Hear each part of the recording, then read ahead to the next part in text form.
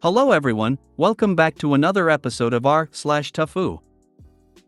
In today's episode, TIFU by losing my job $4000 in inventory.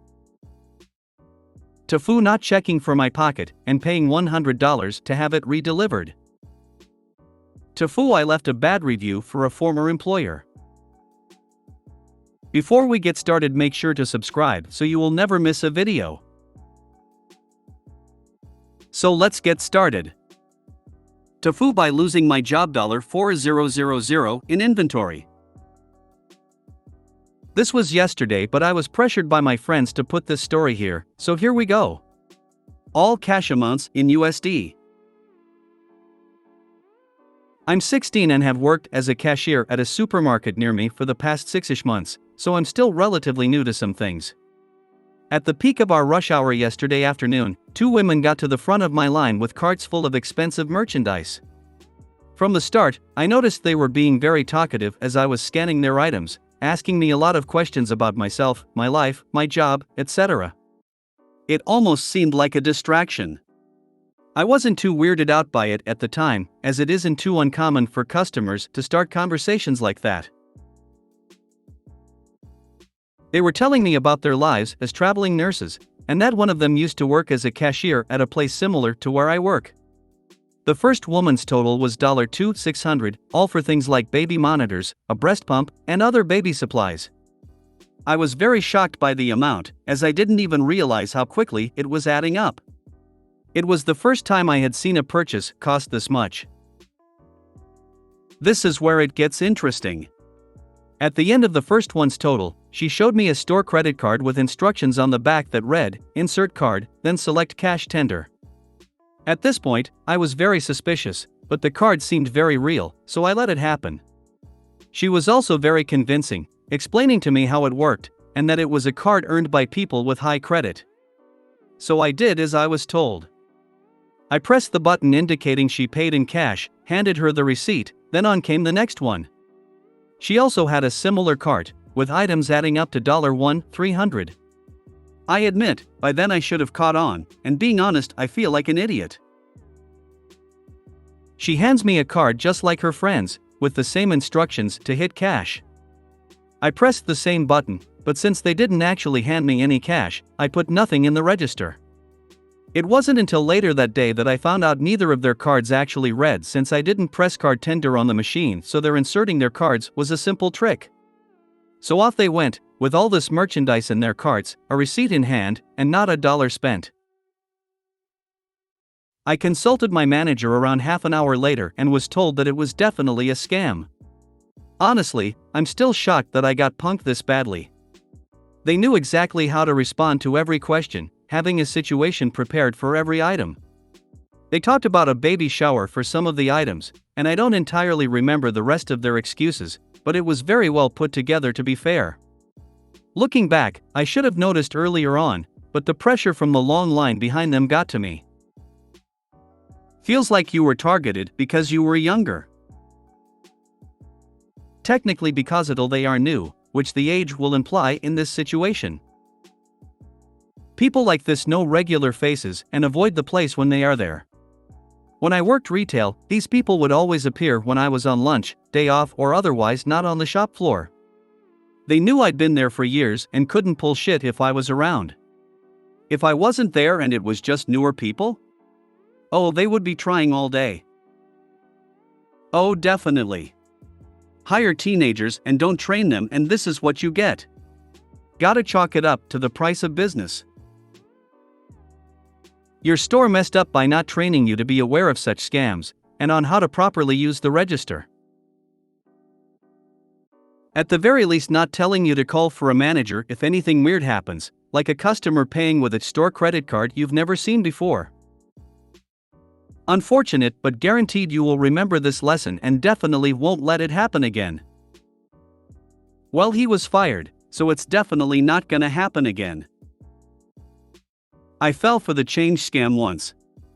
Guy handed me a $100 bill for a small purchase. Talking to me while I'm counting out his change. Leaves and comes back asking if he can switch it out as he wants to keep the $100 bill. Got me just the right kind of confused that he got the $80 change and the original $100 bill back, and I didn't even notice anything wrong until I went to count the drawer later. Manager wasn't mad at me, he just found it on the camera and showed me what happened so I knew what to look out for next time. Really surreal seeing myself do that without realizing anything wrong. Yep. My first job ever, I got shortchanged. Told my manager and he pulled me aside and taught me how to notice and counter them. He was cool about it too. I think it happens to everyone that works at a register at least once. So, for the future, scammers don't look like scammers. They're not dressed in suspicious clothes. Their eyes aren't shifting around from you to security to the doors. Their hands aren't shaking. Scammers look like you, me, your parents and grandparents, and your favorite teacher. As far as I can see based on this, you were intentionally targeted as a younger and therefore most likely inexperienced employee. This isn't your fault, as you should have been warned/informed about it. If you were fired for it, trust me, you've dodged a bullet by getting out of that workplace. This was a management mistake. He wasn't, it was just a poorly worded title. He didn't lose his job. He lost his job, aka his employer, nearly $4,000 in merchandise. TIFU not checking for my pocket and paying $100 to have it re-delivered. So I had to take an Uber ride today. I'm located in Toronto, it was a $20 ride. When I was getting off the car, my phone fell out of my hoodie pocket. When I realized, he already drove away. I locked my phone, had my friend text him. He then said he is dropping off someone at Niagara Falls and wants me to pay $150 for him to drive back. I asked if he can go down to $75, but he said it's very low. I then offered $100, then he accepted, and now I'm awaiting his arrival. Part of me is salty about having to spend $100, but honestly it's my fault. I'm just a student and I need my phone to log in to do my midterms tomorrow, so as long as I have my phone back. I guess I make this a life lesson. If anyone even reads this, check your belongings when you get off someone's car. You do not want to go through what I just went through today, one day before a 2 midterm day. I managed to leave my phone in an airport shuttle cab in Turkey. They were great. They arranged to hand over the phone to another driver coming in the opposite direction as they passed between the airport and hotel, and delivered it to me in the airport car park. He didn't ask for anything, but he reluctantly accepted my leftover holiday cash. Made it through security to the gate just as the last few passengers were boarding. And that's how it should go. Not extorting someone for a mistake. When I was a driver, a lady left her phone in my car. I didn't realize and went back to town and picked up another passenger. On my way from dropping him off, I received a text from the lady asking if her phone was in my car. I stopped and got out and looked, and it wasn't there. Her tone changed noticeably and she offered me $200 to bring it back. I replied that I wasn't trying to extort her and it really wasn't here, and if I did find it I would be happy to return it for free.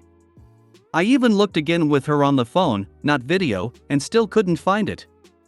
She said something to the effect of, when that changes let her know and the offer stands.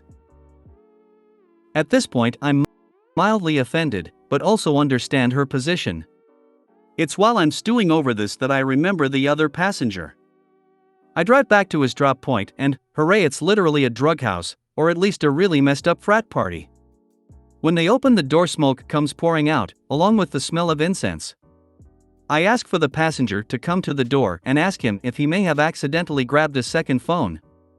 I would have believed him when he said it was an accident, except for his long pause of hesitation and then just handing it over. So I contacted the lady and told her the story. She replied, in the same tone as before, "So are you gonna come get your $200 now?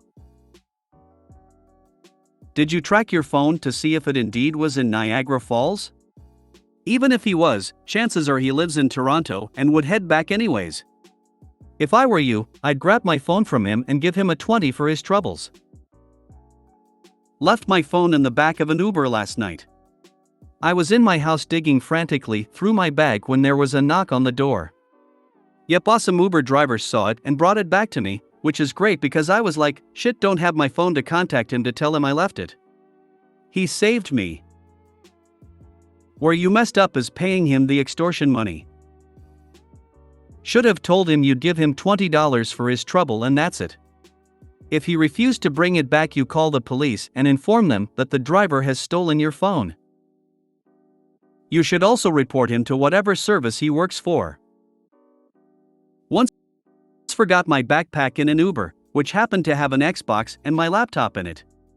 Tried contacting him, but he said he just accepted a ride that would take him out of the city and he'll contact me later.